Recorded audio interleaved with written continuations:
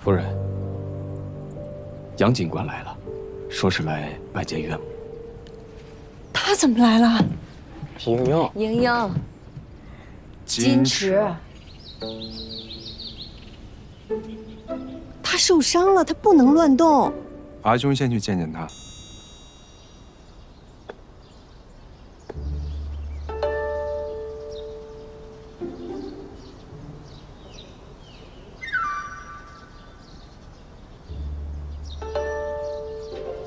你可知，茵茵最喜欢吃什么？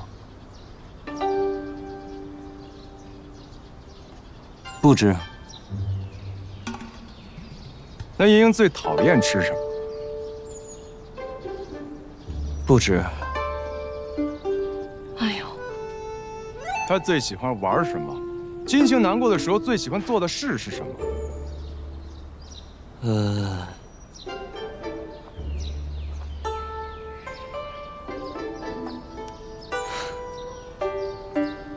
不知。哎呦，你看看你，才1日不见便想他了。我不是想他，我是担心他身子。那还不是想他了？放心吧，你阿兄他有分寸的。来，坐这儿。茵茵。 杨家高门大户，肯定规矩也多。你既然已经嫁人了，小性子就多收敛收敛，别总像在家里一样，整日鸡飞狗跳的。我哪有？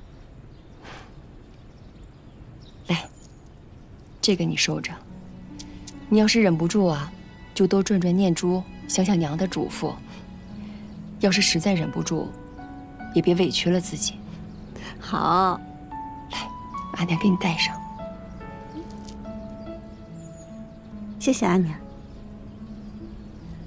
那你到底知道些什么？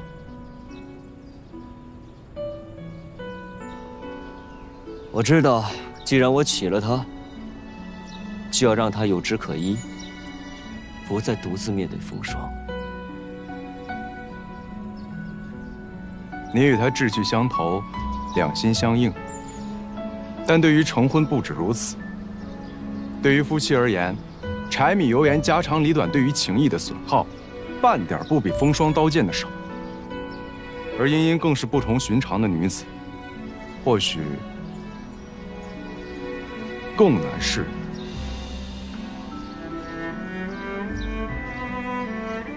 是啊，但她要妻的是我这块朽木。 而不是杨家的那根高枝。待他与杨家吕诺，我们就搬出去。3餐1宿，冬夏春秋，我会陪着他，爱护他，理解他，尊重他。即便她已经嫁给了我，季莺莺，都先是季莺莺，再是我杨静兰的妻子。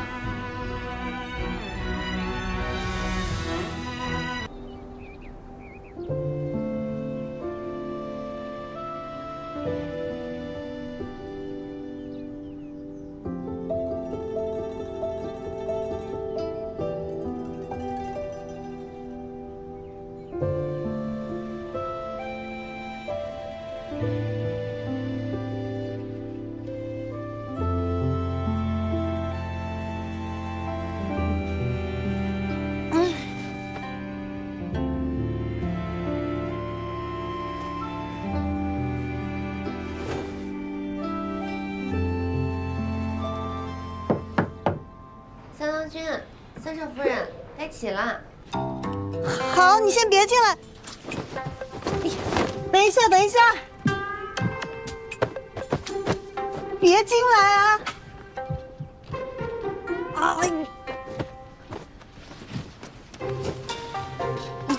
没有我们的允许，他们是进不来的。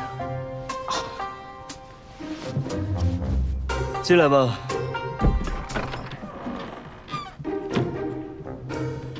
奴婢锦绣见过三郎君、三少夫人。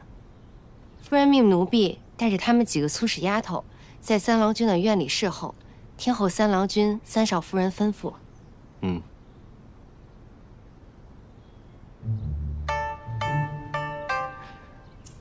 夫人，夫人，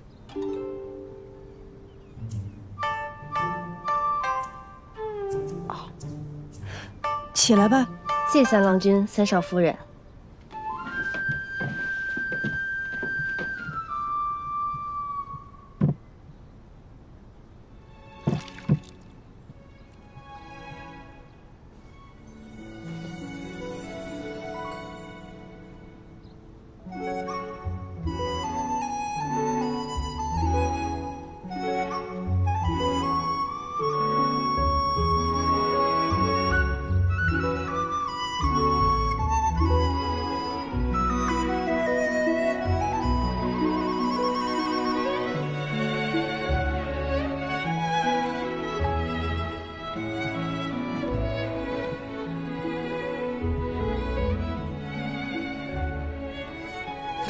杨家的规矩繁多，你一时半会儿还适应不了。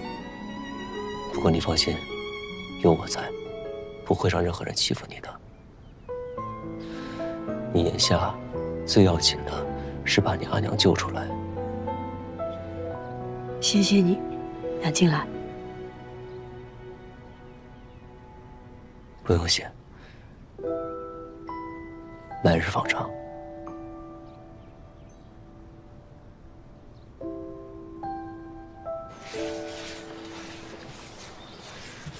哎，这雪呀，都把木板给染红了。如果不换这舱板呢，都没人敢坐我的船，真晦气。行了，少说两句。喏，够你换舱板的钱了吧？够了，够了，够了。麻烦你把当天的事一五一十的告诉我们。成家立业，可如今你的业在哪儿呢？你一个大男人不觉得羞愧吗你？哎呀，专家，什么时候到你呢？快了，你怎么不在船舱里再多歇一会儿呢？啊，这两个女人太闹腾，我出了太多气。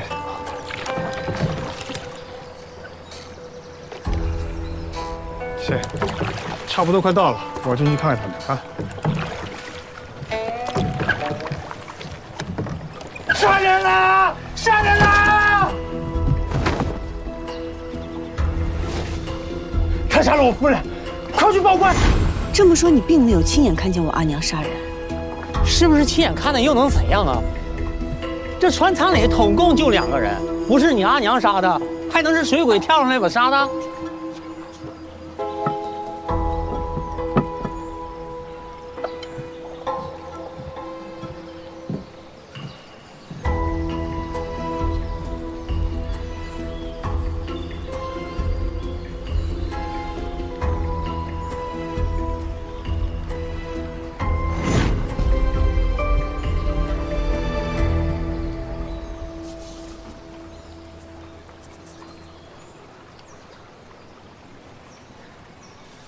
平时你们船上点香吗？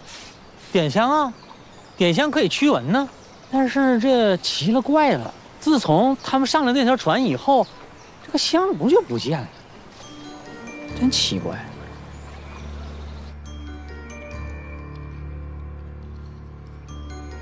脖子上的伤口，也是唯一致命的伤口。那，这是凶器。这的确是我阿娘的簪子。啊，还有这边，这是你阿娘、姨母以及李峰身上的外伤。因为沾染的血迹，所以作为证物收存。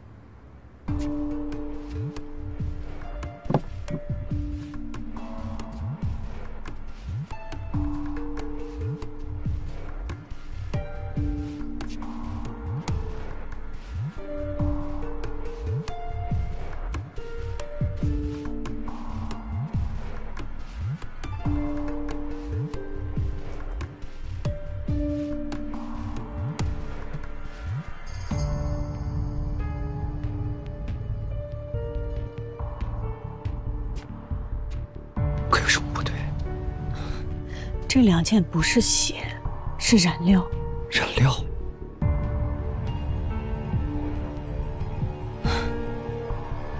我知道是怎么回事了。其实这个案子很简单，只是县令不肯查罢了。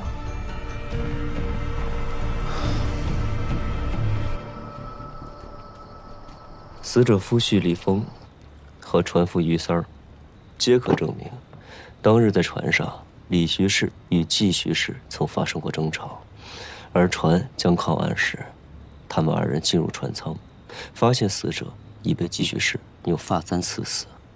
这人证物证俱在，季娘子，你说你阿娘冤在何处？与本官从实说来。民女有3个疑点，其一，根据于三儿的证词来看，他并没有亲眼看见我阿娘杀人，而是在李峰进去片刻后，听到喊叫声，继而看见我姨母满身鲜血地躺在李峰怀里。因为被李峰挡住，他可能都没有看到我姨母身上是否有伤口。船在江中，四面无人，这船舱内只有你阿娘和姨母，除了你阿娘，谁会动手？为何我们不怀疑第一个发现死者的人呢？李峰与船夫先后进入船舱，不过间隔片刻，他哪里来得及杀人？那2个人又为何不反抗？为何不发出声响？这就是疑点2。若我阿娘真是杀人凶手，那为何当时也昏迷在了船上？也许是你阿娘杀人时不小心磕到了头，晕了过去；又或是你阿娘杀人后害怕的昏了过去。不排除这些可能，但还有另一种可能，就是我阿娘是被人陷害，她和我姨母同时被迷昏了。你说的不过都是猜测，并无实证啊。民女有证据，还请孟县令过目。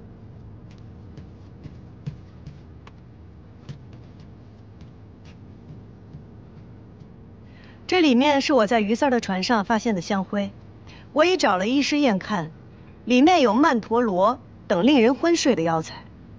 县令若是不信，也可以另外再找医师验看。你说是从船上发现的，就是从船上发现的吗？诸葛先生，等一下。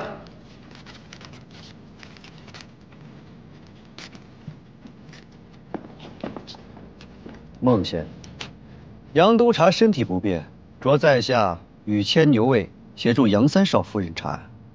在下亲眼所见，这香灰的确是从于三船上发现。此事无关己业，就不劳杨督察对心了吗？孟县令此言差矣啊！这案中的苦主可是飞花会的会主，怎么就事不关己业了？不过杨督察相信您一定能够查清楚真相，所以无意插手此事。只是凶手公然杀人，胆大包天，想来这背后必定是有人。杨督察派在下前来，只是想告诉督察夫人，您的背后也有人，不必怕他。就算是在船上发现又如何？你如何证明这就是那船夫当日所点？你阿娘又是闻着这迷香昏迷的？确实如此啊，何以为证？无法证明。你没法证明，拿出来说什么呀？但是民女有第3个疑点，望县令容禀。我不容你禀，你就不禀了。这3件外衫是案发当日我阿娘、姨母还有李峰身上的外衫，孟县令看看上面的血有何区别？血液不同，有什么可看的？本官不看。好，那就请诸位看看这衣服上的血有何不同。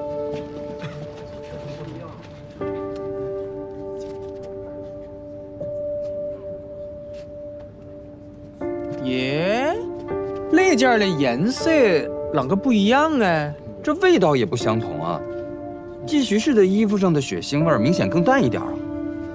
因为它有的是血，有的只是染料。我阿娘身上这件，大部分都是染料。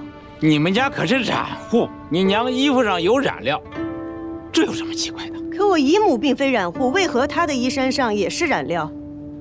李峰的衣服上为什么只有血迹，没有染料。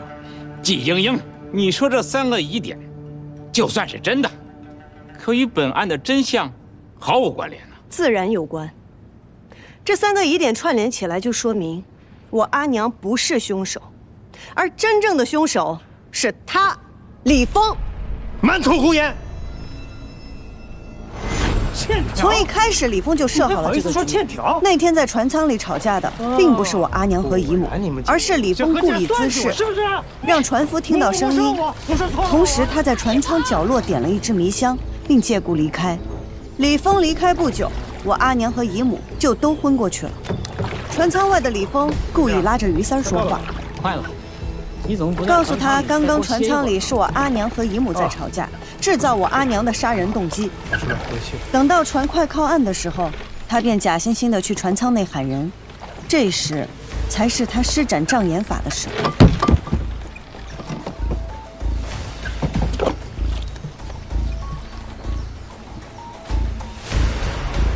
匆忙做完这一切后，他便大叫一声，把于三儿引来。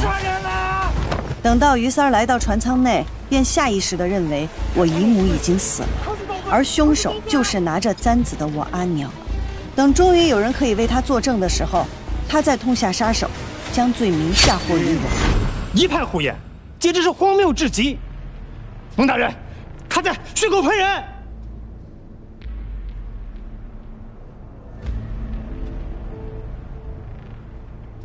杨三少夫人，你的推断确实很有趣，可惜呀，除了死者的血衣之外，没有任何的直接证据可以证明是李峰杀人，而你娘杀人的证据确凿。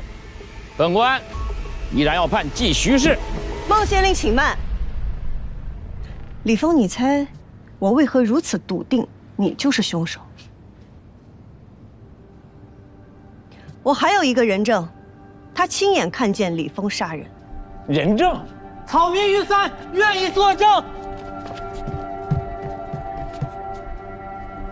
大人，小民有罪，小民不应该知情不报。当时在船上，李峰让小民报案，小民本想速速划船，但又怕将来此事牵扯自己，就想进去跟李峰说说。谁知我这刚一进去，就看见他用簪子杀死了自己的夫人。你胡说！人证物证俱在，你还想狡辩？于三，当时你为什么不说？你知道作伪证同样有罪。不可能！若是没人看到，我又怎么会想到去看衣服上的血迹？我又怎么会推断得如此毫无差错？不可能！我动手的时候明明回头看过，没有人，根本没有人。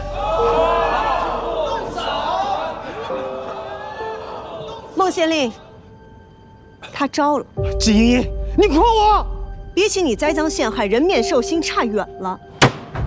季莹，你好大的胆，竟敢勾结证人，公堂作伪，你该当何罪？要罚也应该先罚凶手。李峰杀害发妻，栽赃陷害，罪大恶极。难道孟县令要视而不见，充耳不闻吗？难道视而不见，充耳不闻吗？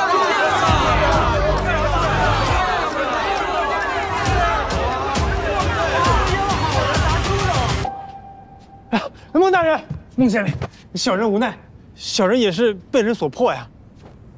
被何人所迫？可在堂上？他穿了一身黑衣服，我没看到真容。就是他说，如果我不听话，他就要杀了我，让他俩晦气。等改天也手劲好了，为了应付你。大爷饶命！大爷饶命！你是李峰？大爷饶命！这钱我一定会还的。人不死债不烂，你杀了我，这钱也还不了啊！我不是来要债的，我是来帮你还债的。听我安排，我保你后半生衣食无忧。倘若不从，以后你不用还债了。明白了吗？明白。听话有钱，不听话没命。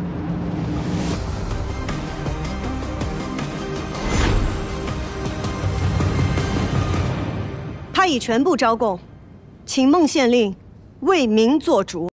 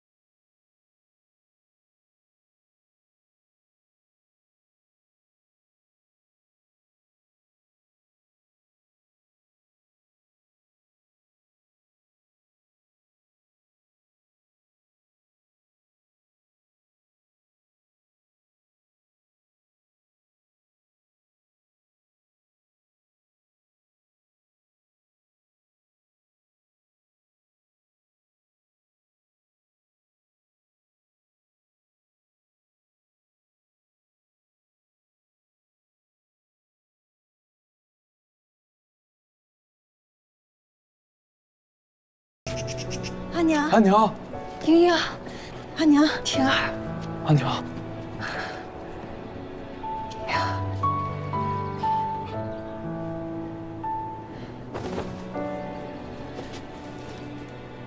阿娘，我们回家。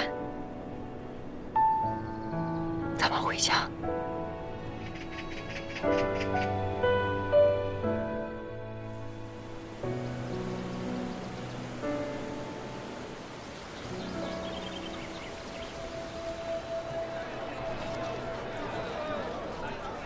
莹莹，阿娘不在的这些时日，家里是不是还发生了什么事啊？我嫁进了杨家，嫁给了杨三郎。你是不是为了救我，所以才……不是的，阿娘，是我自己想嫁去的。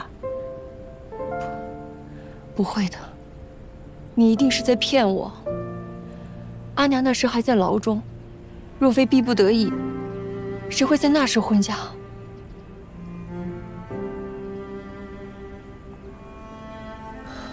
莹莹，阿娘对不住你，是阿娘拖累了你。阿娘，你别这样说。虽然嫁入杨家事出有因，但女儿早已心悦杨三郎。虽是阴差阳错，但女儿心甘情愿。当真？当真。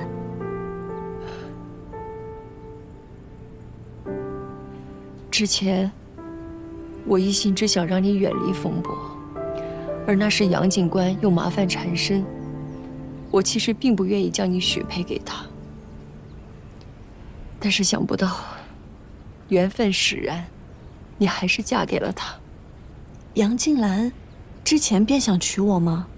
傻孩子，难道你看不出他的心思吗？他待你不好吗？好，他待我很好，一直都很好。只是我们向来以盟友相称，不曾表明情意。我原想等他回来后，我便与他问清楚。前几日他千里迢迢，遍体鳞伤，也要赶回来护我，与我成婚。我怎会不明了他的心意？但或许是这场婚事来得太突然，交杂了太多东西，我无法像真正的心腹那样心安理得地去面对他。那些想问的话，想说的心意，反而变得难以启齿。阿娘替你高兴了，不急，不急哈。只要你们两个人的心是在一起的，我相信有些话，即便是不说出来，彼此也能感应到。我与他来日方长。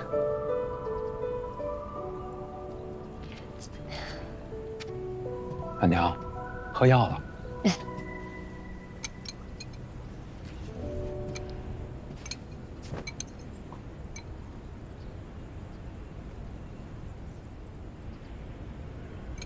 阿娘，等您身子恢复好以后，我们就离开宜州，去江南生活。我们一家人平平安安的过日子。你跟阿兄先去，我安置好这边就过去找你们。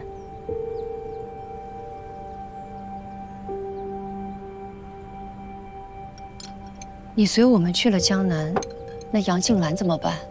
杨家怎么办？杨家的生意也会拓展到江南，到时候我会打理。杨静兰过了今年也可以调任，她会和我一起去。阴阳，你是不是又在骗我？我知道，你只是想把我送到安全的地方，然后又自己去冒险。就算我们真的去了江南，你也不会轻易放弃，你还想要再斗出个结果出来。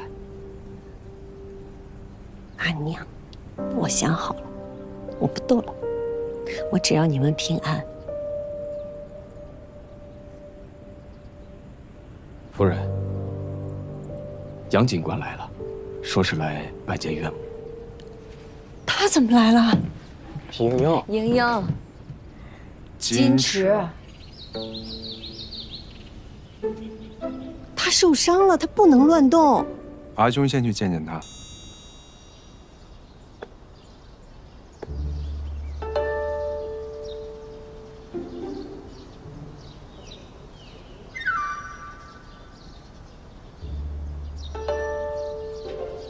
你可知茵茵最喜欢吃什么？不知。那茵茵最讨厌吃什么？不知。哎呦，她最喜欢玩什么？心情难过的时候最喜欢做的事是什么？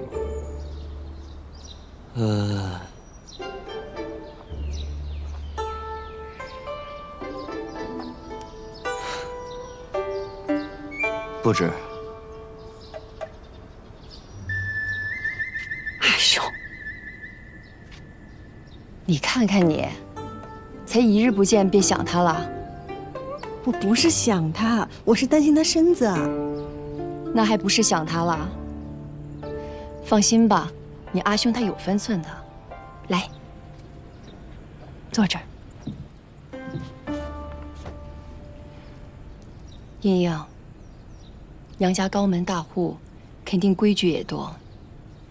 你既然已经嫁人了，小性子就多收敛收敛，别总像在家里一样，整日鸡飞狗跳的。我哪有？来，这个你收着。你要是忍不住啊，就多转转念珠，想想娘的嘱咐。要是实在忍不住，也别委屈了自己。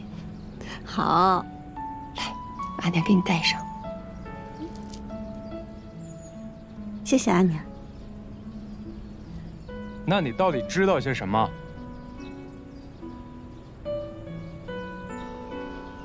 我知道，既然我娶了她，就要让她有枝可依，不再独自面对风霜。你与他志趣相投，两心相应。但对于成婚不止如此。对于夫妻而言，柴米油盐家长里短对于情谊的损耗，半点不比风霜刀剑的少。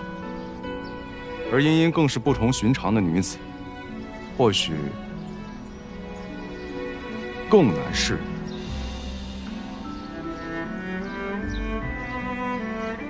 是啊，但他要妻的是我这块朽木，而不是杨家的那根高枝。待他与杨家吕诺，我们就搬出去。3餐1宿，冬夏春秋，我会陪着他，爱护他，理解他，尊重他。即便她已经嫁给了我，季莺莺，都先是季莺莺，再是我杨静兰的妻子。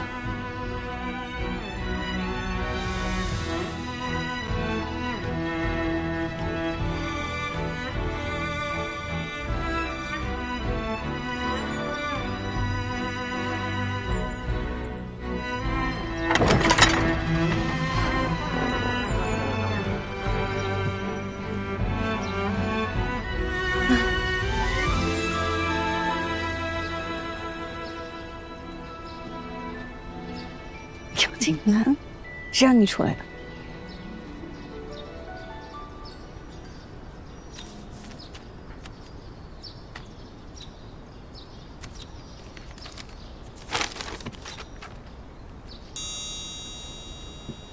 哼，这是你把刀架在人脖子上逼他写的。在夫人眼里，我就是这么不修武德的。来，扶我起来。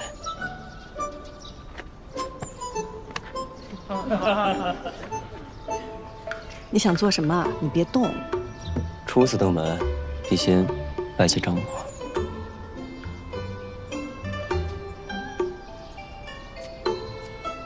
来，夫人，扶我起来。可是你，求求。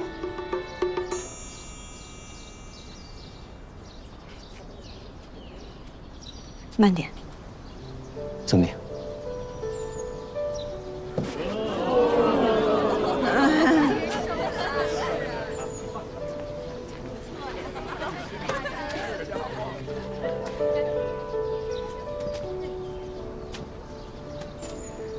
锅盔啊，锅盔！你瞧，我终于光明正大的从这正义被人扶起来了。你闭嘴！阿娘，哎，贤婿伤害未好，不必多礼。礼不能废。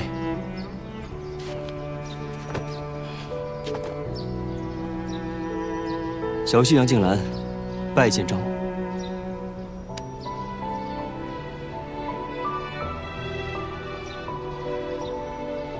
婚事仓促，未能及时向您禀明，还请丈母见谅。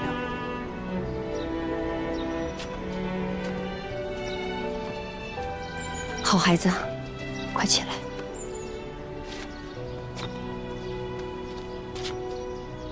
之前我一直担忧英英的安危，险些拆散了你们的缘分。如今你们终成眷属，我也想明白了，以后咱们一家人风雨同舟，共同进退。我们家英英啊，就交给你了。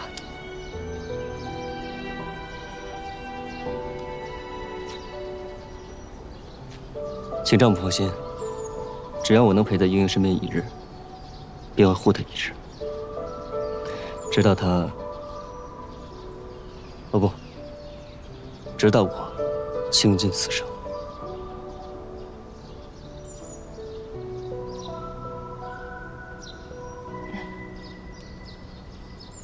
太子贺继父欣喜。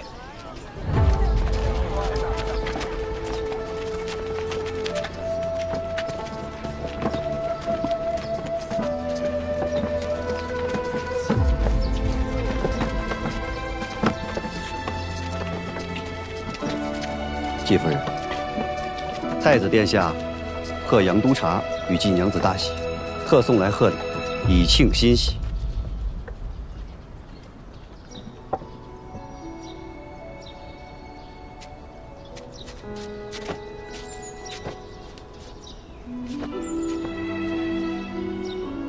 季家满门拜谢太子殿下恩赐。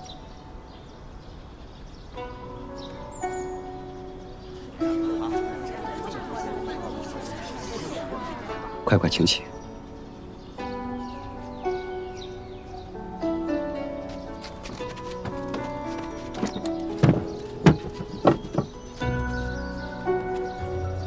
这是我师兄帮我准备的礼物，还请丈母交纳。太子准备的也太多了。这是你夫君借着太子殿下的名义给你补聘你的。我看这回谁还敢说你们名不正言不顺？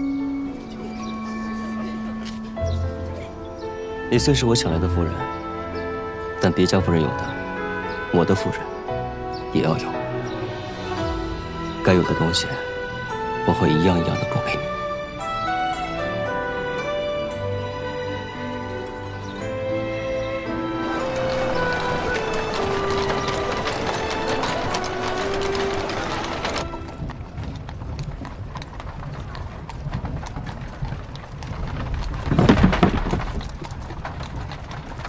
慢点儿。来，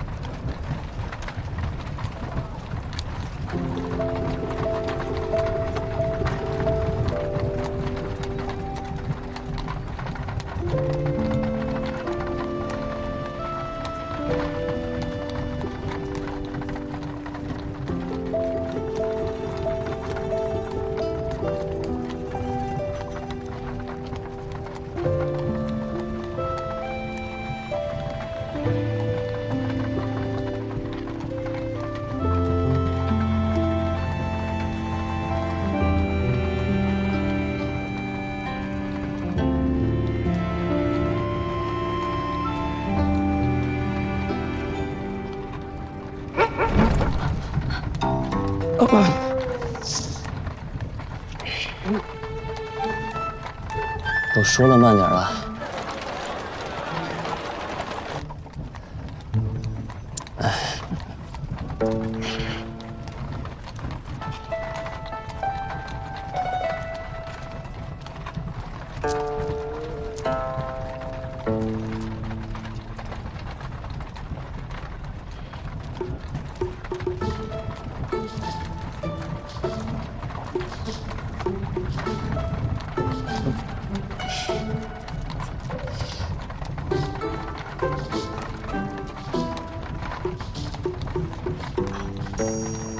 这是我阿娘和阿兄非要给我带的，都是我日常用的小物件儿，怕我在杨家用不惯。夫人如果还需要什么，就和我说，我去让人给你置办。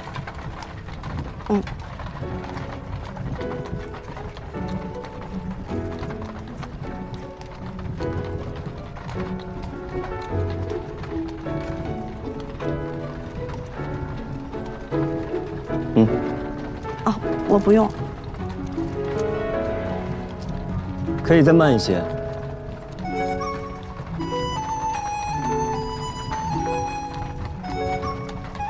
杨静兰。好好好。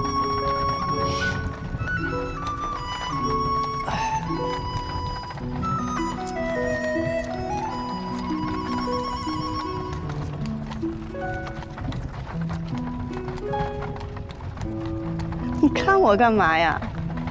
看你好看。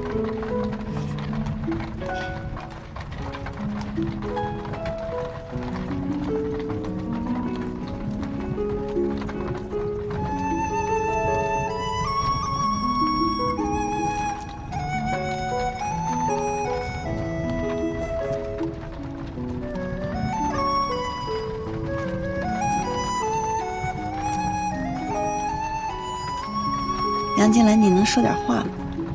太安静。好啊，不如你来问问我，我和太子的事儿。好啊。哎，你这又是督察又是太子令的，你是太子的人？算是吧。什么叫算是吧？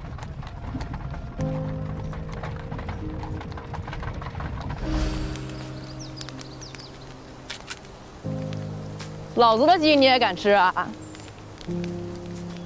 纯汇500两，只收现银。来者是客，别这么小气。你都不好奇我的身份？看你这身打扮，微富即贵，等闲哪回来这种鸟不稀罕的鬼地方？定然是受那老头指使的。你可知，你口中的老头，曾是当朝太子的老师。原先不知，现在知道了。原来被老头祸害的不止我一个。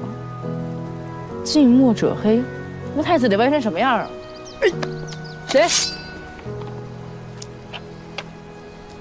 老师。老师？老头，你到底收了几个学生啊？老子这辈子就收了你们2个徒弟，尤其是你这小猢狲，已经够我受的了。老子哪还有精力收其他人呢？所以他是太子？叫师兄。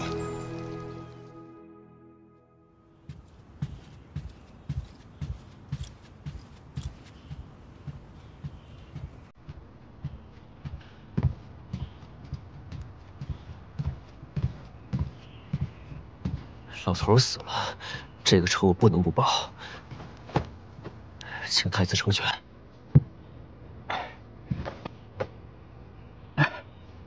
儿子们，我又何尝没想过为老师报仇？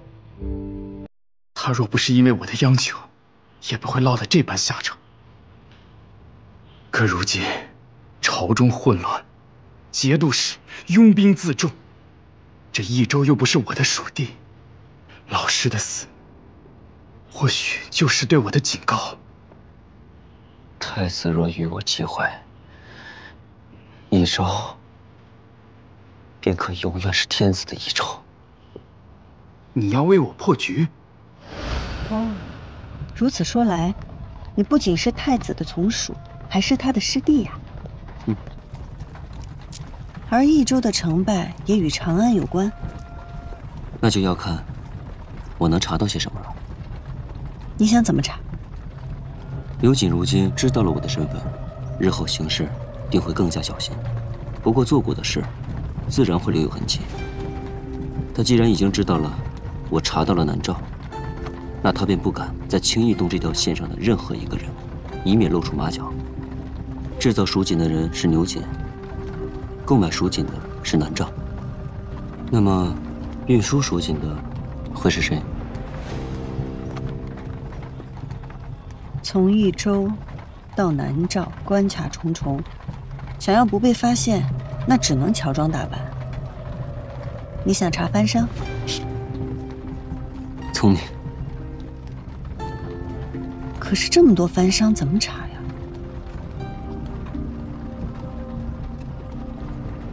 我想到一个人。我也想到了一个人。白胜。南诏白王。白王？盛丰泽。盛丰泽。白胜。他们会是同一个人吗？不无可能啊。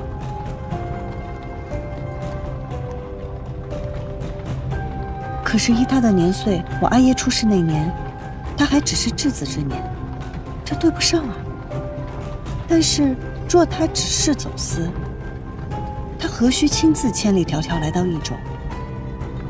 他后来接近我，又是要做什么？